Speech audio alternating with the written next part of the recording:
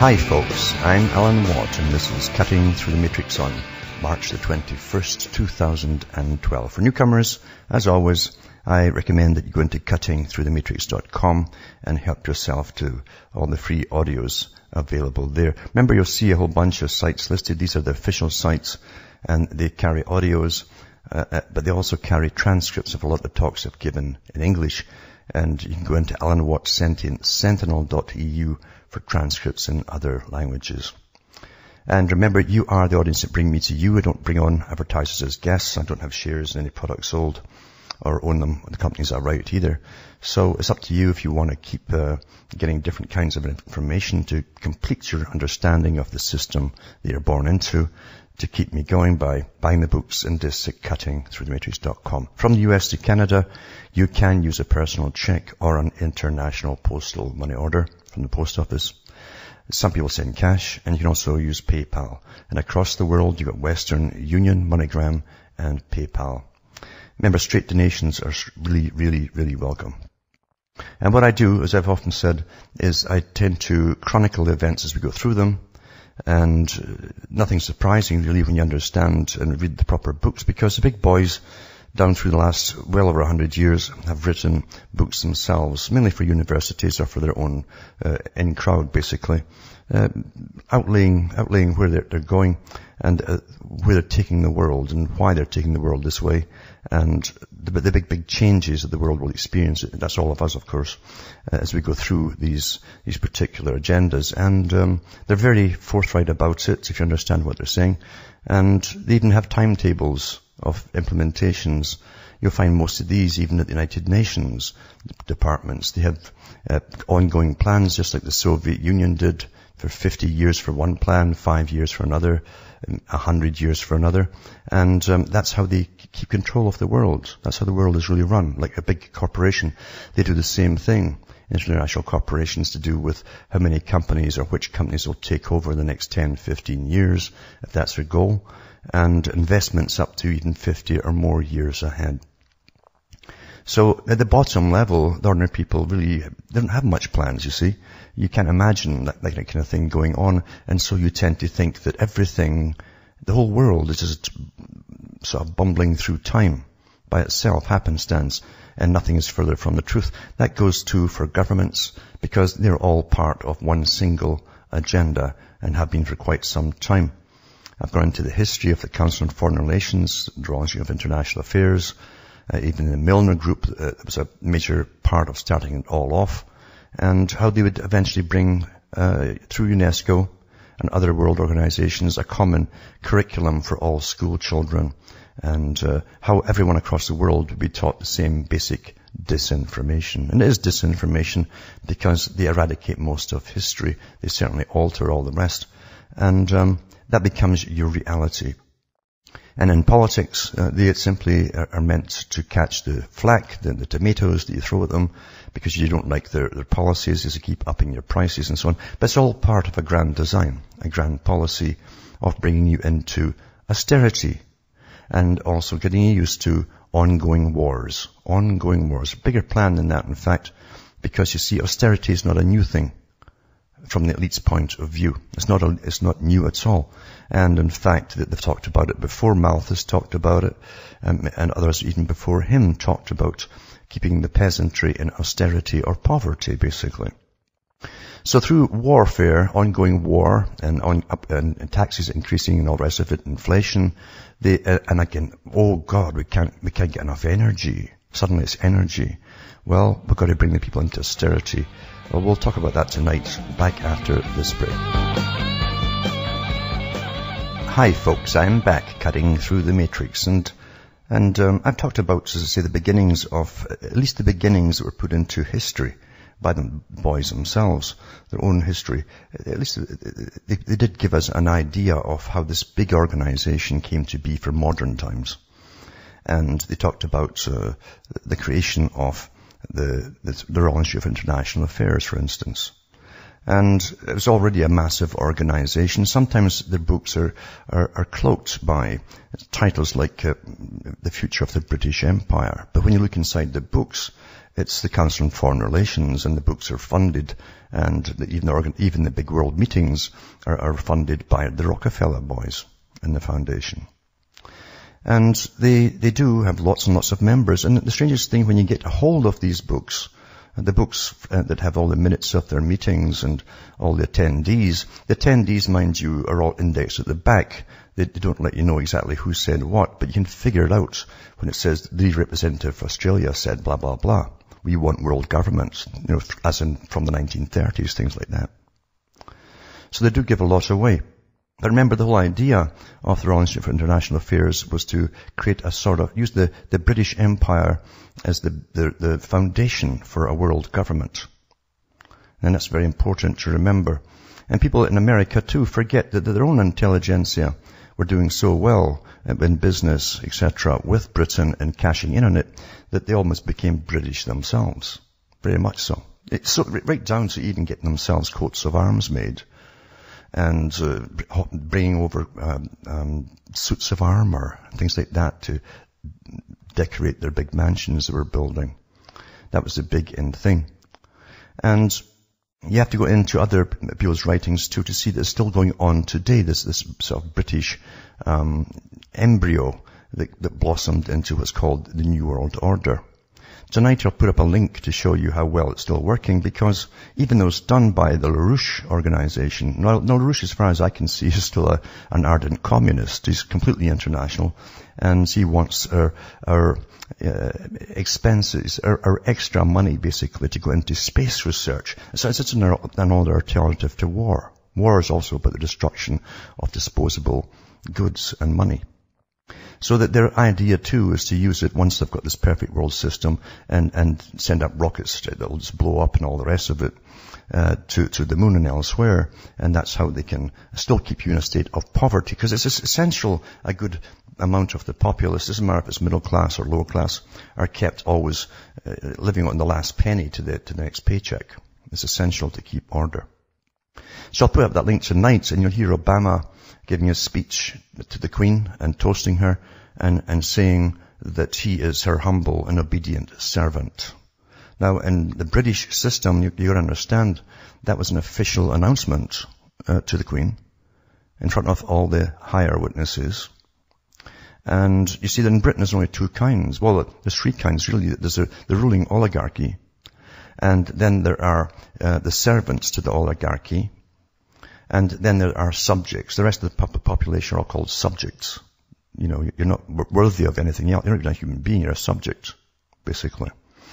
So he is a willing servant, an obedient servant to the Queen, and it's on this LaRouche documentary video. As I say, LaRouche himself is definitely coming at it from the communistic point of view, because he's an ardent communist, and he's a massive organization, well funded, and they also put out some good stuff as well, because they have a different mission by exposing the same stuff. So I'll put that up tonight to show you how Obama is a member of the same oligarchy that Lord Bertrand Russell talks about, many others talk about. They're all part of it. And even the founders of the Royal Institute of International Affairs that started the whole thing off, Lord Milner, the big international bankers, they said they'd have to bring America back on board. And it's also referred to offhandedly as our special relationship. That's how you'll often see in the newspaper when the Prime Minister of Britain is talking to the President of America, our special relationship. This is the combination for world government, of course. And as I say, Carroll Quigley gave the book out to the Anglo-American establishment. You have to read it because he was the historian for the CFR and got access to their files and their archives. But you find many other players in this too, because scientific players are very, very important, especially those who deal with sciences of society and the mind. And I've gone through the scientific outlook before with Bertrand Russell, Lord Bertrand Russell, and you have to really go through it over and over again because you see new things all the time. And he goes into the technique in society. The technique, as they call it, is more than just a technique of form. It's the whole structure of the form and how you control all of societies. And he goes on about Malthus on page 186. He says Malthus's theory of population, whether true or false, is certainly scientific. That was about population reduction, keeping a balance amongst those at the bottom by putting them into areas where they'll get diseases, keeping them a very poor style of food, limiting the food supply, the types of food they were given, and that kind of thing. He says the arguments by which he supports it are not appeals to prejudice, but to population statistics and the expenses of agriculture. Adam Smith and Ricardo are also scientific in their economics. Again, I don't mean to say that their theories, their advance are invariably true, but their outlook and their type of reasoning has the characteristics which distinguish scientific method. Now, you understand that they always try and use science to convince the general public, and they always have done this, to go into austerity and things like that. Or we've got to abort more children, and it's always to do with science and statistics and so on. And there's too many people, can't feed them all, as they close down thousands of farms every year across the world. It says that the phrase survival of the fittest proved too much for the intellects of those who speculate on social questions. The word fittest seems to have ethical implications, from which it follows that the nation, the race, and class to which a writer belongs must necessarily be the fittest. So if you're in that class, you accept Darwinism, you accept Malthus and population reduction. It's because you're in that class, you think, well, they won't touch us. You're doing pretty well. Those in academia, for instance. So he says, the class to which a writer belongs must necessarily be the fittest, obviously, if you're pushing that stuff. Hence we arrive under the aegis of pseudo-Darwinism philosophy and doctrines such as the yellow peril, Australia for the Australians, and the superiority of the Nordic race. On account of the ethical bias, one must view all Darwinian arguments on social questions with the greatest suspicion. This applies not only as between different races, but also between different classes in the same nation. All Darwinian writers belong to the professional classes, and is therefore an accepted maxim of Darwinian politics that the professional classes are biologically the most desirable. It follows that their sons ought to get a better education at the public expense than that which is given to the sons of wage earners. And that's what they call the people often when they write about wage earners. And amongst themselves, they've got more derogatory terms. In all such arguments, it is then possible to see an application of science to practical affairs.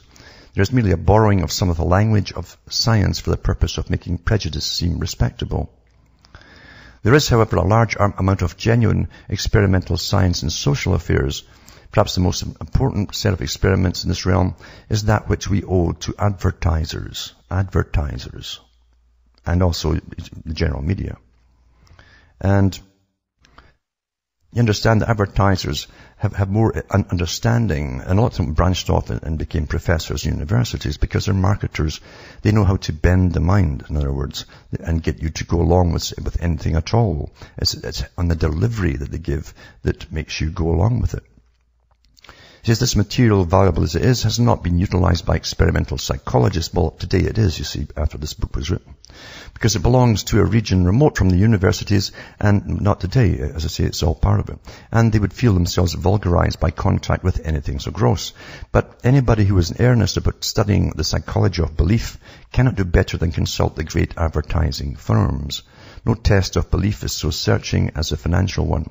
And when a man is willing to back his belief by spending money in accordance with it, his belief must be regarded as genuine.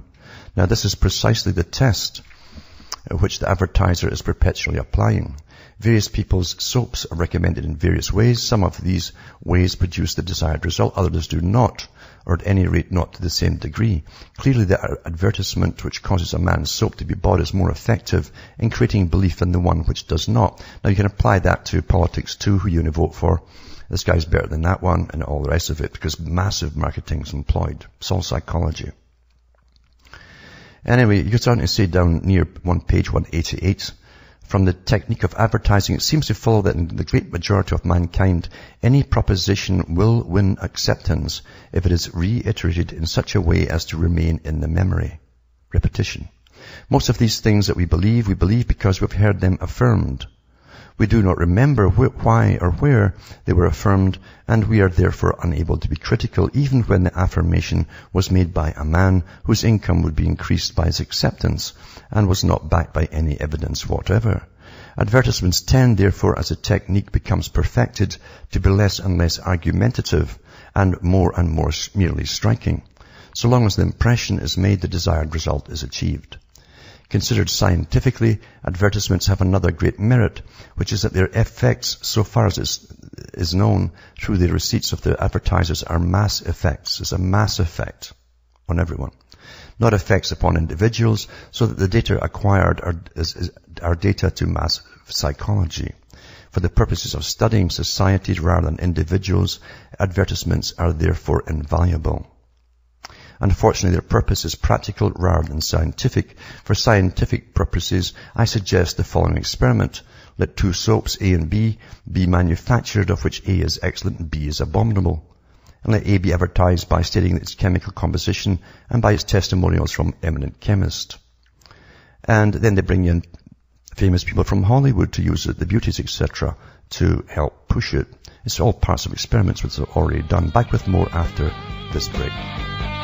Hi folks, I'm back cutting through the matrix, reading a book. It's The Scientific Outlook from Bertrand Russell. I think it was in the 1930s he wrote this too. But so lots changed. They have brought advertising in big time in mainstream, aimed at the public to change their behavior. Go green, etc., etc., and be austere. And then it gets you collecting all the plastic garbage that you're forced to buy along with products. And then you package them for the companies which are giving all the plastic for free. You've already sorted it out for them, and it's all a big ha-ha at the top levels where, the general public are giving them all the raw materials, and then their tax money pays for it to be transported to the factories, which again were funded by the taxpayer, so that these individual private companies can get all their stuff for free. Not a bad deal, eh? But it's all Pavlovian training, you see. And Russell goes into this kind of thing. He says, he's all for it, of course, because he doesn't like the wage earner or type. He doesn't mix with them. And he says that the advantages of advertisement or advertisement have come to be realized pretty fully by politicians, but are only beginning to be realized by the churches. That was back in the 30s, when the churches become more fully active to its advantages as compared with the traditional religious technique, which dates from before the invention of printing. We may hope for a great revival of faith. On the whole, the Soviet government and the communist religion are those which hitherto have best understood the use of advertising. They are, it's true, he says, and somewhat hampered by the fact that most Russians cannot read. That was back then. This obstacle, however, they're doing their best to remove. The consideration brings us naturally to the subject of education, which is the second great method of public propaganda. See, it's public propaganda, your education. Education has two very different purposes. On the one hand, it aims at developing the individual and giving him knowledge which will be useful to him. On the other hand, it aims at producing citizens who will be convenient for the state or the church, which is educating them. Up to a point, these two purposes coincide in practice. It is convenient to the state that citizens should be able to read and that they should possess some technical skill in virtue of which they're able to do productive work, because they're the ones that are going to be taxed to death. It is convenient that they should possess sufficient moral character and abstain from, now listen to this term, and abstain from unsuccessful crime. Why does he say unsuccessful crime? Because the whole monetary system, he knew darn well, since he worked amongst them, is criminal, basically. It's successful crime. Because they never end up in prison when they rip off a country. Anyway, he says, and sufficient intelligence to be able to direct their own lives. But when we pass beyond the elementary requirements, the interests of the individual may often conflict with those of the state or the church. This is especially the case in regard to credulity. To those who control publicity, credulity is an advantage, while to the individual, a power of critical judgment is likely to be beneficial. Consequently, the state does not aim at producing a scientific habit of mind, except in a small minority of experts who are well paid, and therefore, as a rule, supporters of the status quo. Amongst those who are not well paid, credulity is more advantageous to the state. Consequently, children in school are taught to believe that they are what they're told and are punished if they express disbelief. It's still going on today. You either be part of the group or you're antisocial, you see. Don't be an individual. In this way, a conditioned reflex is established, leading to a belief in anything said authoritatively by elderly persons of importance. You see? That's how it's done. And that's why you have obedience to authority, or uniforms, or whatever. He says, you and I, reader, owe our immunity from spoliation to this beneficent precaution on the part of our respective governments. One of the purposes of the state in education is certainly on the whole beneficent. The purpose in question is that of producing social coherence. In medieval Europe, as in modern China, the lack of social coherence proved disastrous, and then he goes on to explain what happened. It says at the bottom of the page, modern inventions and modern technique have had a powerful influence in promoting uniformity of opinion. You see? Uniformity of opinion, and making them less individual than they used to be. Read, for example, The Stammering Century by Gilbert Sells, and compare it with America at the present day. In the 19th century, new sects were perpetually springing up, new prophets were founding communities in the wilderness, celibacy, polygamy, free love, all had their devotees, consisting not of single cranks, but of whole cities. A somewhat similar mental condition existed in Germany in the 16th century, in England in the 17th, and in Russia until the establishment of the Soviet government. But in the modern world, there are three great sources of uniformity in addition to education. These are the press, the cinema, for your movies, and the radio. Of course, they have television now as well. The press is becoming an agent of uniformity as a result of technical and financial causes. The larger the circulation of a newspaper, the higher the rate it can charge for its advertising, and the lower the cost of printing per copy. A foreign correspondent costs just as much whether his newspaper has a large or a small circulation. Therefore, his relative cost is diminished by every increase in circulation. So he goes through the techniques of the media and how they must always advertise themselves. You hear them, all the mainstream advertise themselves all the time. That's just to try and get them to increase their coverage, because the advertising can go up. Then, we reach millions of people.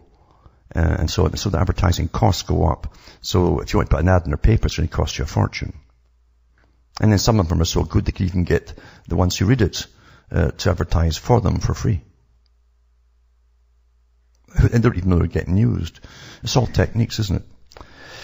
He says, but perhaps the most important of all the modern agents of propaganda is movies, basically, where the cinema is concerned. And we'll talk about that when we come back from this break. Hi folks, I'm Alan Watt. We're back cutting through the matrix, reading from the Scientific Outlook by Bertrand Russell, Lord Bertrand Russell, a man he's a member of many international organizations. He was given presidential authority in the U.S. as part of the Macy Group, along with the Vienna School that was brought over and the Frankfurt School, to radically change the post-World War II culture of America for more obedience to authority. And they actually they said that America had too much in common with their ex-enemy, the Nazi regime.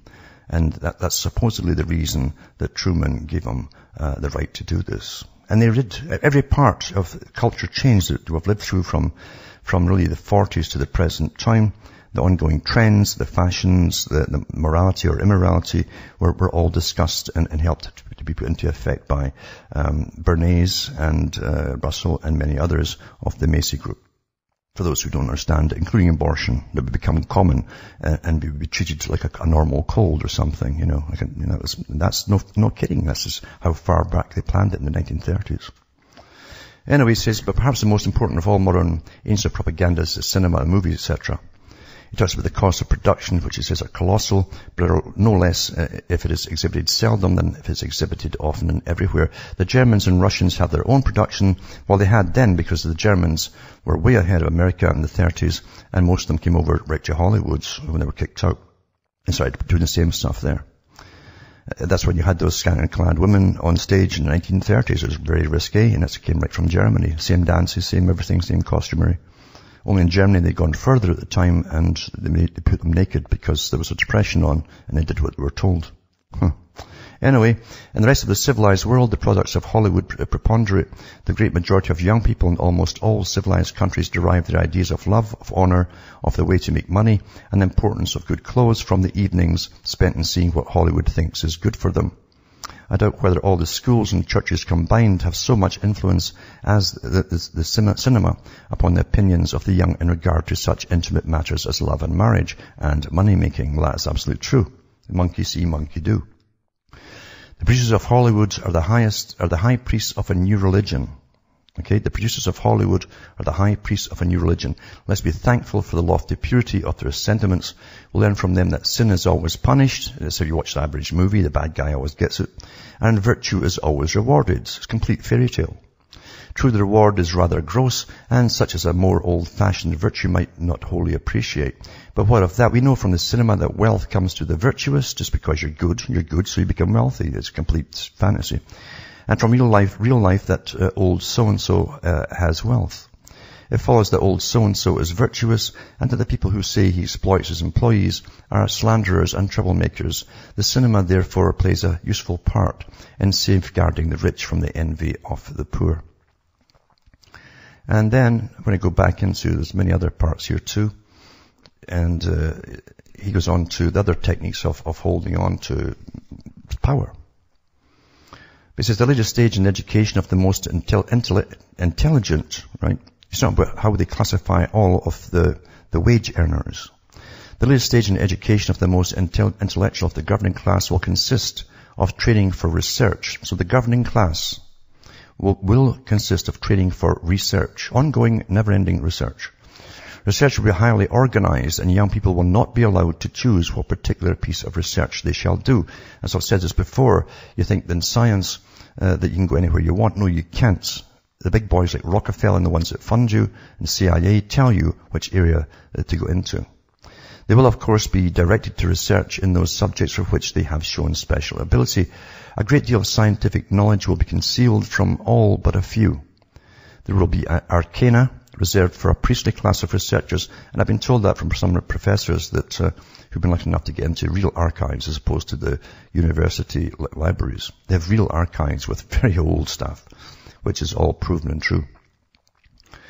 And it says, there'll be a class of researchers who will be carefully selected for their combination of brains with loyalty.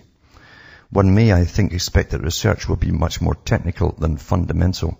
The men at the head of departments of research will be elderly, and this is true how it is today, and content to think that the fundamentals of their subject are sufficiently known. Discoveries which upset the official view of fundamentals, okay, if they're made by young men, young students, will incur disfavor. In other words, you see, when you go into university and you go into experimentation and various sciences, and you come up with some new thing that hasn't been discussed, well, believe you, they found it long, long ago, but you're not supposed to know it. And if you do find it out, this is what he says. Discoveries which upset the official view of fundamentals, if they're made by young men, will incur disfavor, and if rashly published, will lead to degradation. Young men to whom any fundamental innovation occurs will make cautious attempts to persuade the professors to view the new ideas with favor. But if these attempts fail, they will conceal their new ideas until they themselves have acquired positions of authority, by which time they will probably have forgotten them. You see, we're supposed to only know what we're meant to know. And once you get up there and you have discovered stuff and you played the ball with the professor who says, no, don't talk about that. Take the official stuff that's already been found and just repeat it. By the time you get older, you're getting so well rewarded, you get an easier life as a professor, and you keep quiet about it. The atmosphere of authority and organization will be extremely favorable to technical research, but somewhat inimical to such subversive innovations as have been seen, for example, in physics during the present century. There will be, of course, an official metaphysic, which will be regarded as intellectually unimportant, but politically sacrosanct. What's it? Global warming, you see, and the need for austerity. In the long run, the rate of scientific progress will diminish, and discovery will be killed by respect for authority. As for the manual workers, they will be discouraged from serious thought. They will be made as comfortable as possible, and their hours of work will be much shorter than they are at present. They will have no fear of destitution, well, as here now, or of misfortune to their children. As soon as working hours are over, amusements will be provided of a sort calculated to cause wholesome mirth, all the comedies that you laugh away at and so on. very base, generally Muslim, and to prevent any thoughts of discontent which otherwise might cloud their happiness. So, everything you're living through has been well discussed, the techniques and so on. And when you go into page 252, it says, scientific breeding in any truly scientific form would at present encounter insuperable obstacles from both religion and from sentiment, from basically the natural order. To carry out scientifically, it would be necessary, as amongst domestic animals, to employ only a small percentage of males for purposes of breeding. Have you looked into who supplies the sperm and so on for all the artificial insemination that's going on? Who gives them the licenses to do it? Specific doctors and so on. Who gives them the license? The state does. But the state also comes with other lists of instructions as well. It may be thought that religion and sentiment will always succeed in opposing an immovable veto to such a system. I wish I could think so, but I believe that sentiment is quite extraordinarily plastic. That's emotions and so on, and morality. And that individualistic religion to which we have been accustomed is likely to be increasingly replaced by a religion of devotion to the state. Devotion to the state, folks. Amongst Russian communists, this has already happened. In any case, what is demanded is scarcely as difficult a control of natural impulses as it is involved in the celibacy of the Catholic priesthood. I think, therefore, there's hardly any limits to the departures from traditional sentiment which science may introduce into the question of reproduction. If the simultaneous regulation of quantity and quality is taken seriously in the future, we may expect that in each generation some 25% of women and some 5% of men will be selected to be the parents of the next generation. And that they've already done the studies for IQ and certain traits, and they go through their whole family histories, remember, too. When they talk about using a small group of men to impregnate all the women, basically. And it says 5% of men will be selected to be the parents of the next generation, while the remainder of the population will be sterilized. I've given so many talks on the disappearing male.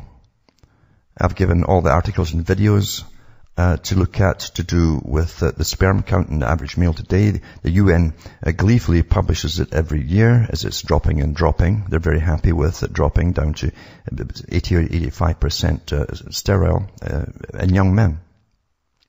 It's not classed as a crisis because it's planned, obviously. Or it would be a crisis.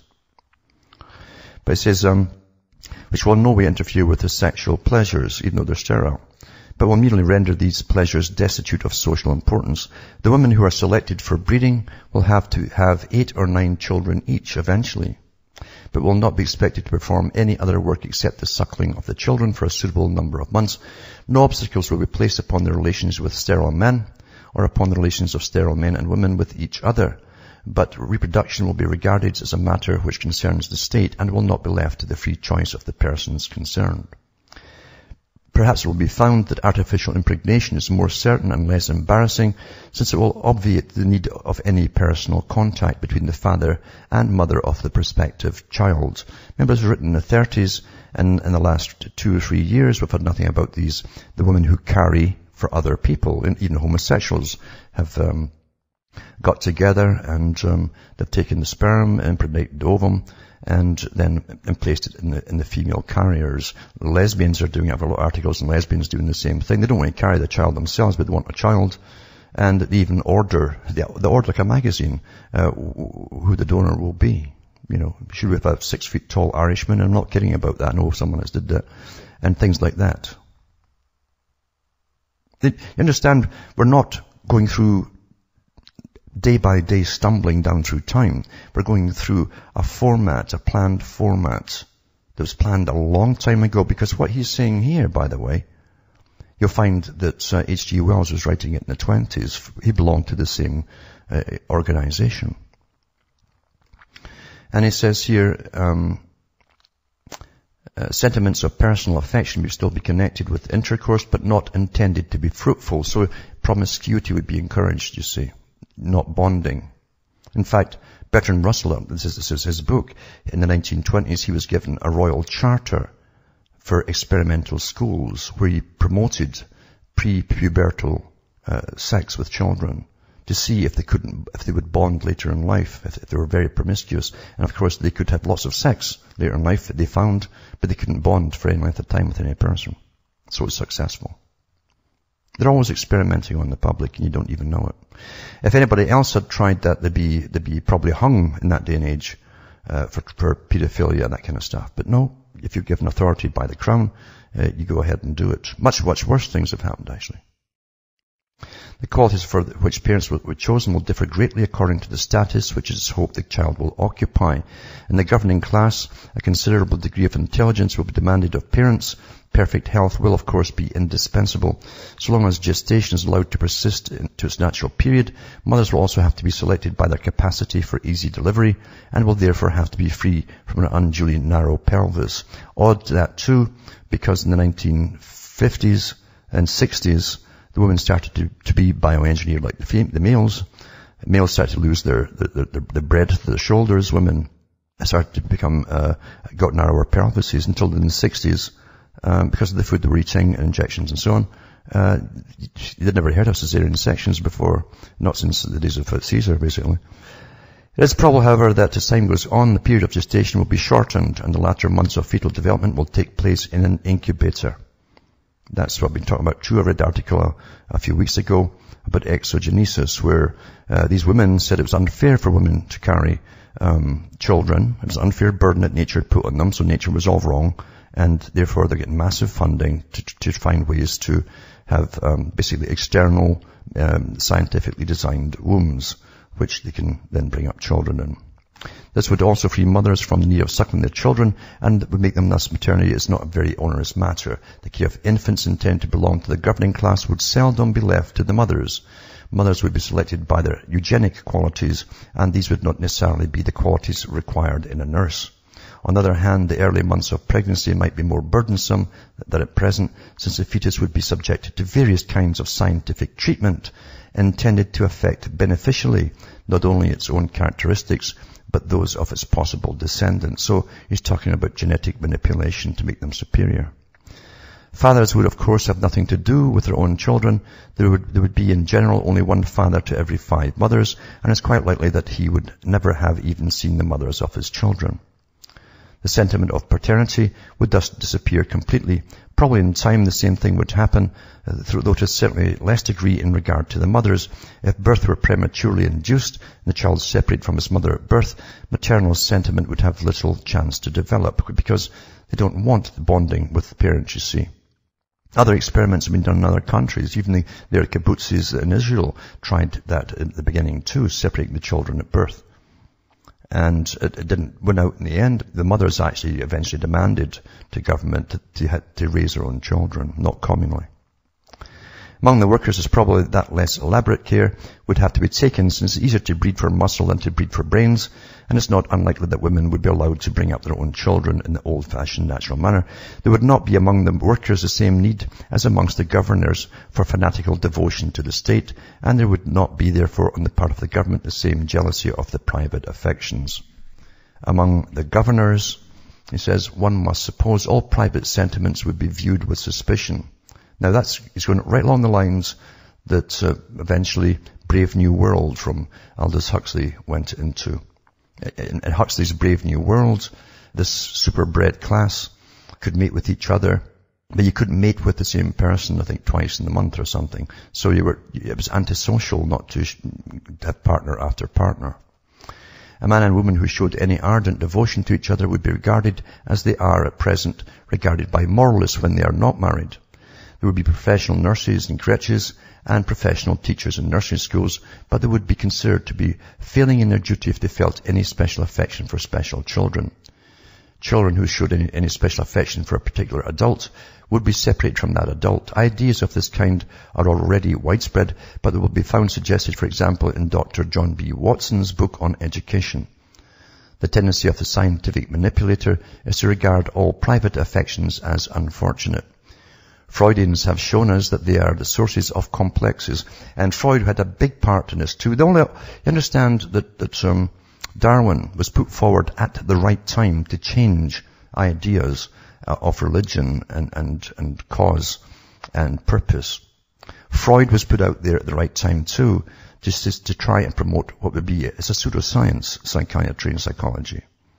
But to try, again, through massive media and movies from the Hollywood crowd, that they could fix anything that's wrong with your mind by using Freudian techniques. Back with more after this break. Hi folks, I'm Alan Watt, Cutting Through the Matrix, reading one of the many books put out by Bertrand Russell, a big player in many big global think tanks that helped set up the system that we've been living through for the last 50 years, basically, because he attended them all, he was a member of them all, a big player, and his advice was always sought out by the various professors from all different academies. Anyway, he said here, in such a world, this is where you got lots of promiscuity but no bonding and so on. In such a world, though there may be pleasure, there will be no joy. The result will be a type of displaying of usual characteristics of vigorous ascetics. There will be harsh and unbending, tending towards cruelty in their ideals. That's what we're hearing about today, nothing but cruelty. They would come out blatantly and talking about culling folk off and so on. And their readiness to consider that the infliction of pain is necessary for the public good. Now, since 9/11, you've all seen the movies that have been churning out from, again, Hollywood, that gives you all your opinions and feelings and emotions and behavior. And they've shown you, we've got to torture this guy to get the truth, or this building's going to get blown up, or the school bus is going to get blown up. And they've churned them up lots of out, even for television. Even Canada put one out. It says here, towards cruelty in their ideals and their readiness to consider that infliction of pain is necessary for the public good. So lots of torture, and the threat of torture keeps everybody in place as well, by the way. And the cops now just taser you to death all across the whole world and get nothing and suffer no consequence to it. This is all part of what was designed to happen a long time ago. I do not imagine that pain will be much inflicted as punishment for sin, since no sin will be recognized except insubordination to the state and failure to carry out the purposes of the state. It is more probable that the sadistic impulses which the asceticism will generate will find their outlet in scientific experiment. It's all genetics today, isn't it? The advancement of knowledge will be held to justify much torture and individuals by surgeons, biochemists, and experimental psychologists. As time goes on, the amount of added knowledge required to justify a given amount of pain will diminish, and the number of governors attracted to the kinds of research necessitating cruel experiments will increase. There's lots and lots of them going into this stuff. Look at that thing I read yesterday with all the fetal parts getting sold from the States to New Zealand. And the class there was full of people because it's a big money-making thing. Just as the sun worship of the Aztecs demanded the painful death of thousands of human beings annually, so the new scientific religion will demand its holocausts of sacred victims. Gradually the world will grow more dark and more terrible. Strange perversions of instinct will first lurk in the dark corners and then gradually overwhelm the men in high places. Well, that's where it starts, is in high places. All perversions do.